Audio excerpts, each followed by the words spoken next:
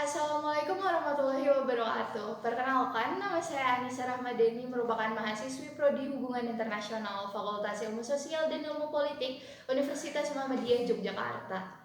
Di sini, saya akan menyampaikan mengenai global warming. Global warming merupakan masalah situasi serius yang sedang kita hadapi oleh seluruh dunia di bumi ini. Kenapa sih global warming itu terjadi? Global warming itu sendiri terjadi dikarenakan adanya polusi udara, baik itu polusi dari pabrik, lalu dari kendaraan yang sedang kita gunakan, dari tambang maupun kebakaran hutan yang terjadi di dunia ini. Kenapa sih kita harus memerangi global warming? Karena global warming ini sendiri sudah menghasilkan gas emisi rumah kaca, dan gas emisi rumah kaca itu sendiri menyebabkan gletser yang ada di Greenland menjadi mencair. Gletser di Greenland itu yang mencair sendiri jumlahnya ada 20% dan menyumbang air terbanyak di laut Greenland sana. Air yang disumbangkan dengan mencairnya gletser ini menyebabkan permukaan kita semakin terendam oleh air laut. Maka dari itu, kita harus bagaimana caranya dapat memerangi global warming ini sendiri. Dengan mencairnya gletser yang ada di Greenland, permukaan kita semakin menurun dan air laut semakin menaik. Dan itu juga mengubah ekosistem yang terjadi di dalam laut di seluruh dunia ini sendiri.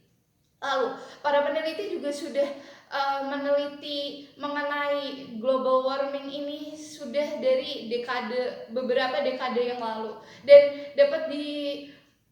sudah dapat dibuktikan bahwa 12.000 tahun terakhir saat ini merupakan titik panas tertinggi bumi kita ini. Maka dari itu kita harus memerangi global warming ini sendiri.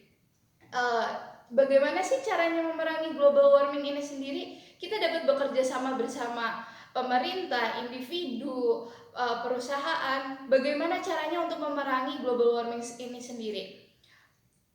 Dari individu kita bisa dengan cara bukan dilarang ya, tapi bagaimana sih caranya mengurangi untuk menggunakan kendaraan kita sendiri. Kita bisa berpergian menggunakan transportasi umum untuk mengurangi terjadinya pembuangan karbon dioksida dari bahan bakar kendaraan kita. Lalu kita bisa menggunakan sepeda ataupun jalan kaki demi mengurangi polusi udara yang terjadi. Lalu untuk pabrik, sebaiknya diberikan sanksi jika pabrik itu menghasilkan polusi udara yang sangat banyak melebihi batasan yang sudah ditetapkan tersebut.